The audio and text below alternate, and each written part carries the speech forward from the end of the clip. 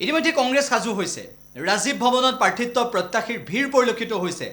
আজি অন্তিম তাৰিখ আছিল আবেদন জমা দিয়াৰ আৰু অন্তিম দিনটোতো ৰাজীৱ ভৱনত উদুলি মুদুলি পৰিৱেশৰ সৃষ্টি হ'ল। বিভিন্ন প্ৰান্তৰ পৰা আহিল প্ৰাৰ্থীসকল, যিসকলে প্ৰাৰ্থিত্ব বিচাৰিছে, কিন্তু প্ৰাৰ্থিত্ব প্ৰত্যাশীসকলৰ কিমানে টিকট পাব সেয়া হ'ব গুৰুত্বপূৰ্ণ।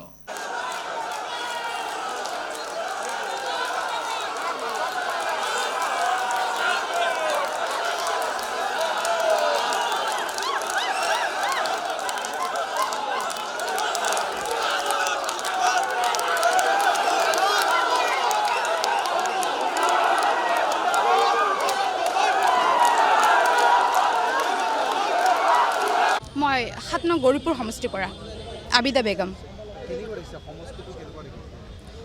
সমষ্টিত এইবাৰ আমি বহুত আশা ৰাখিছোঁ। এইবাৰ কংগ্ৰেছ গৌৰীপুৰ সমষ্টিৰ পৰা কংগ্ৰেছে জিকিব, আমি এইখিনি আশা ৰাখিছোঁ। আছে আছে আছে বাট এটাই কথা, আমাক যিহেতু ইহঁতক এইবেলি আমাৰ বিশেষকৈ যিটো ইম্পৰ্টেঞ্চটো বেছিকৈ দি আছে, মই সেইকাৰণে আশাবাদী টিকেটটো, আৰু আমাৰ যিহেতু মহিলাসকলক প্ৰিফাৰেঞ্চটো দি আছে বেছিকৈ, মই সেইকাৰণে আশাবাদী যে মই টিকেটটো পাম বুলি। উন্নয়ন কৰিবতো লাগিব। লাষ্ট আমাৰ এতিয়াও ইডিএফ হৈ আছে, বাট আমি আশা ৰাখিছোঁ আমি তাতকৈ বেছিকৈ কাম কৰিম। যদি আমি এইবাৰ কংগ্ৰেছৰ পৰা যদি জিকো, তেনেহ'লে আমি বেছিকৈ কাম কৰি যাম। আৰু কথাটো হ'ল যে আমি ৰাইজৰ লগত কানেক্ট হ'ম, ৰাইজৰ যিখিনি সমস্যা আমি সেইখিনি কৰি যাম। চাওক, আমি ঘৰে ঘৰে যাম। মই নিজে এইটো ভাবিছোঁ, মোক যদি প্ৰাৰ্থিত্ব দিয়ে, টিকট দিয়ে, মই ৰাইজৰ ঘৰে ঘৰে যাম, যিখিনি সমস্যা আছে মই সেইখিনি ভালকৈ জানিম, তাৰপিছত মই ৰাইজৰ হকে কাম কৰিম। বাছ।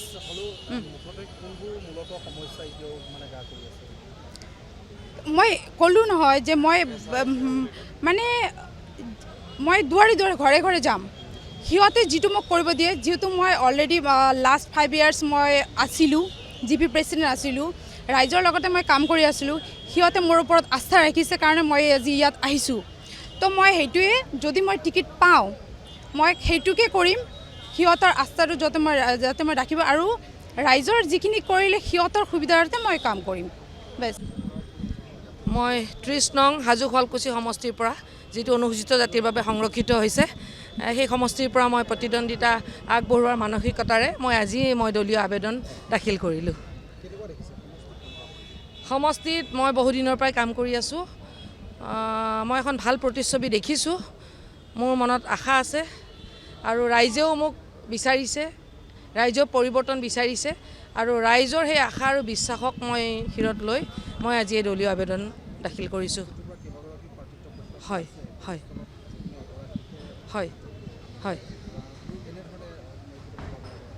আচ্ছা, এইটো এটা নিয়মে, এটা সমষ্টিৰ পৰা বহুজনে আবেদন কৰে, তাৰ মাজৰ পৰাই শীৰ্ষ নেতৃত্বই বিচাৰ কৰি চাব, যিজনৰ গণভিত্তি আছে, যিজনক ৰাইজে বিচাৰিছে, যিজনে ৰাইজৰ আশ্বাস বুটলিব পাৰিব, মোৰ শীৰ্ষ নেতৃত্বৰ ওপৰত বিশ্বাস আছে, তেওঁকেই দলে আগবঢ়াই দিব এই হাজো শুৱালকুছি সমষ্টিত প্ৰতিদ্বন্দ্বিতা আগবঢ়াবলৈ।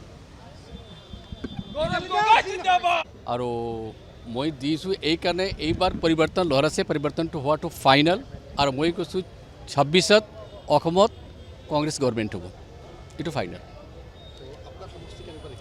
ফাৰ্ষ্ট ক্লাছ এই সমষ্টি চাই মানুহৰ যিটো হেৰি পাইছোঁ, মানুহৰ কোৱাৰ কাৰণে কথা হৈছে কি মই নিজে ঘূৰিছোঁ, চবেই কৈছে যে এইটো দিয়াৰ পিছত ভাল হ'ব আৰু চেণ্ট্ৰেল গুৱাহাটী আমি জিতিম, এইকাৰণে মই কেণ্ডিডেট দিছোঁ। একো ফাইদা নাই, আগব সাগব কোনো বিজেপিটো কোনো ফেক্টৰ নাই, আমাৰ গভৰ্ণমেণ্ট হ'ব, এইটো ফাইনেল। এইকাৰণে চবেই জানে চেণ্ট্ৰেল গুৱাহাটীত তুমি দিব লাগে, এইকাৰণে মই দিছোঁ, এইকাৰণে সংবিধান লৈ ওলাইছোঁ, আৰু কথা হৈছে আমি জিতিম, এইটো ফাইনেল, কোনো ৰাখিব নোৱাৰে। না কোনো নাই, আমাৰ যোনে কেণ্ডিডেট যোনে এপ্লাই কৰিছে, আমাৰ কাৰো লগত কোনো মতভেদ নাই, যাকে টিকেট হাইকমাণ্ড দিয়ে তাৰ লগত আমি চবে একলগত মিলি আমি কাম কৰিম, এইটো আমাৰ ফাইনেল প্ৰতিশ্ৰুতি। কৰক, কোনো কথা নাই, চবেই আমাৰ নিজৰ মানুহ, চবৰ লগত আণ্ডাৰষ্টেণ্ডিং আছে। না কোনো বিদ্ৰোহ নকৰে। এইবাৰ কংগ্ৰেছৰ কাৰণে ইমান আপুনি ভিৰ দেখিছে ৰাজীৱনত, চবেই টিকেটৰ কাৰণে এপ্লাই কৰিছে, তেওঁলোকে গভৰ্ণমেণ্ট লাগে, বেলেগ কোনো কথা নাই, গভৰ্ণমেণ্ট লাগে, টিকেট 10 জন 20 জন যিমান খুজিয়ে এতিয়াও কথা হৈছে আজি মোটামুটি বহুত মানুহ আৰু এপ্লাই কৰিবৰ কাৰণে ৰৈ আছে, আৰু এপ্লাই কৰিব, আহক, মানুহকে ভাল লক্ষণ দেখিছে, এইটো ভাল। নামটো হ'ল কাৰ্তিক সেনা সিনহা, মই এক্স MLA বাৰু আজি ৰাইজৰ আশীৰ্বাদ লৈ পেলাই আমাৰ ভাৰতীয় জাতীয় কংগ্ৰেছৰ ফালৰ পৰা টিকেটৰ কাৰণে মই আবেদন কৰিছোঁ। আপুনি আশাবাদী? নিশ্চয় আশাবাদী। কেনেকুৱা দেখিছে আমাৰ পৰিৱেশ? পৰিৱেশ মোৰ সমষ্টিৰ কথাটো ঠিকেই, মোৰ সমষ্টিৰ ৰাইজে বিচাৰি আছে পৰিৱৰ্তন, আৰু বিশেষকৈ ৰাজ্যখনৰ যিটো অশান্তিৰ এটা পৰিৱেশ যিটো সৃষ্টি হৈছে, ৰাইজে বিচাৰি আছে শান্তি আৰু প্ৰগতি। সেয়ে আমি এই উন্নয়ন, প্ৰগতি আৰু শান্তিৰ সেই দিশতে আমি কাম কৰিব বিচাৰি আছোঁ। আপোনাৰ মূল প্ৰতিনিধি কোন হ'ব বুলি ভাবে? বিজেপি, হয়তো বিজেপিৰ প্ৰাৰ্থী আমাৰ বৰ্তমান অসমৰ মন্ত্ৰী কৃষ্ণেন্দু পাল থাকিব পাৰে। বিজেপিয়ে বিকাশ আৰু উন্নয়নৰ প্ৰগতিৰে তেওঁলোকে শ্লোগান দিয়া কৈছে, আপোনালোকে কেনেধৰণে? হয়, শ্লোগান দিয়াটো ইণ্টাৰনেশ্যনেলি বিখ্যাত হ'ল ভাৰতীয় জনতা পাৰ্টীৰ, কিন্তু কৰ্মত গৈ পেলাই ৰাইজৰ বুকুত যিটো নেকি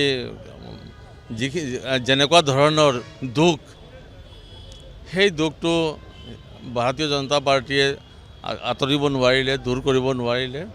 ৰাইজে যেনেকুৱা বিশ্বাস কৰিছিলে সেই বিশ্বাসটো নাইকিয়া কৰিলে।